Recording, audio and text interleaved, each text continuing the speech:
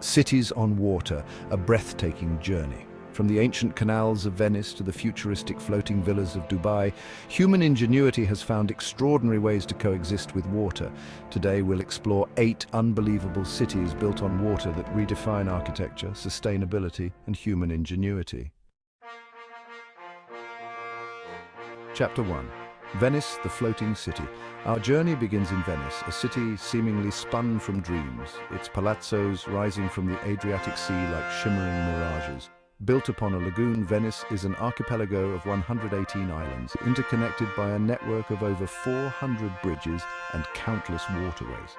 The Grand Canal, the city's main artery, snakes through Venice, its waters plied by gondolas, vaporettos and water taxis.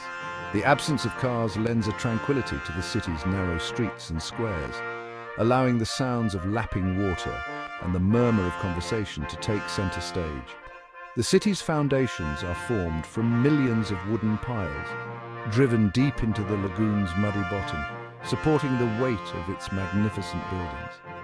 Despite challenges like rising sea levels and over-tourism, Venice remains a city of unparalleled magic, where art, history, and the rhythms of the lagoon intertwine in perfect harmony. Chapter 2. Amsterdam, where canals flow like arteries.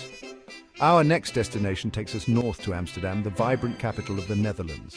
Known as the Venice of the North, Amsterdam embraces its watery nature with a network of canals that would stretch over 100 kilometers if laid end to end. These canals, originally built for trade and defense, are now an integral part of the city's identity, reflecting its history and shaping its modern life. Amsterdam's canals are lined with picturesque canal houses, each with its own unique gable design, a testament to the city's golden age prosperity. Houseboats, once a symbol of alternative living, now range from charmingly rustic to surprisingly luxurious, adding to the city's eclectic charm. Bicycles weave along the canal banks, their bells echoing across the water, while tour boats ferry visitors through the city's picturesque heart. Amsterdam's innovative approach to water management has earned it global recognition, demonstrating a harmonious relationship between humans and water. Chapter 3. Giethoorn, the Dutch Venice.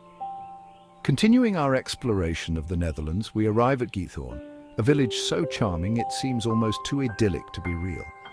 Dubbed the Dutch Venice, Giethoorn takes canal living to another level, with virtually no roads to speak of. Here, life moves at the pace of the water, and boats are not just a leisurely pursuit, but a necessity. Giethoorn's canals, some no wider than a rowing boat, wind their way through the village, bordered by lush greenery and charming thatched roof houses. Small wooden bridges, some arched, some adorned with flowers, connect the properties, adding to the village's fairy tale-like atmosphere. Visitors to Giethoorn can explore the village by renting whisper-quiet electric boats, gliding peacefully along the canals and soaking up the tranquility of their surroundings. The village's picturesque canals and bridges are perfect for photography, capturing the essence of this unique and enchanting destination. Chapter 4. Suzhou, the Venice of the East. Our journey now takes us to the Orient, to the ancient city of Suzhou in China. Often called the Venice of the East, Suzhou boasts a history spanning over 2,500 years, its legacy intertwined with its intricate canal system. The city's canals, crisscrossing Suzhou like delicate brushstrokes, are not just waterways but lifelines, carrying goods, irrigating fields, and inspiring poets and artists for centuries. Suzhou's classical gardens, many of them built alongside the canals, are renowned for their exquisite beauty and harmonious blend of nature and architecture. One of Suzhou's most famous landmarks is the Humble Administrator's Garden, a UNESCO World Heritage Site. Its winding paths, serene ponds, and elegant pavilions offer a glimpse into the refined aesthetics of ancient China. The canals of Suzhou are best explored by boat, passing under arched bridges and past traditional houses with their distinctive curved roofs, witnessing a way of life that has endured for centuries.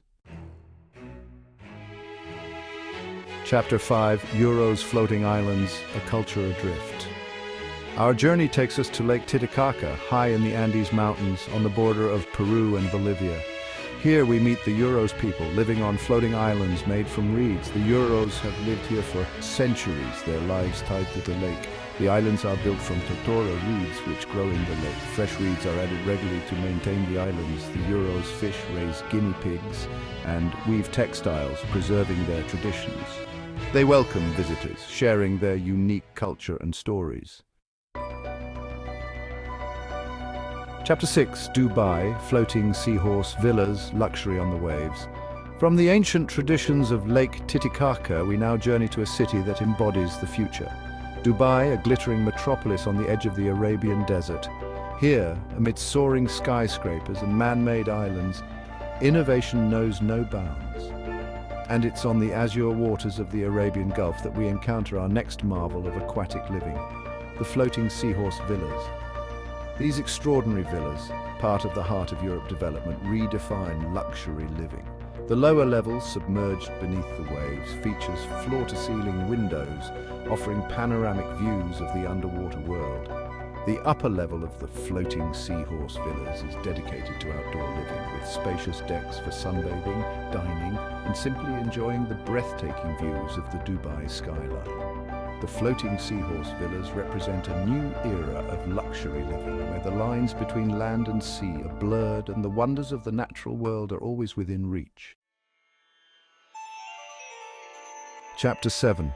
Kampong Ayer, Brunei's water village. Our exploration takes us to Brunei, a wealthy nation on Borneo Island.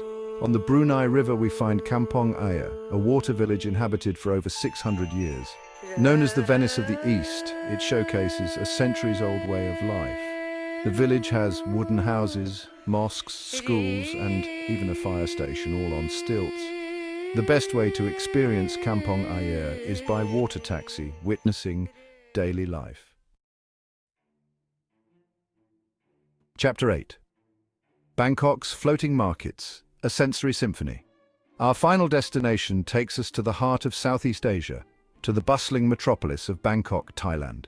Here, amidst the towering skyscrapers and vibrant street life, we discover a world apart. The floating markets, a sensory symphony of sights, sounds, and aromas. The floating markets of Bangkok are a testament to the city's historical reliance on its intricate network of canals, known as klongs. The most famous of these markets is Dam Noen Saduak Floating Market, located about 100 kilometers outside of Bangkok.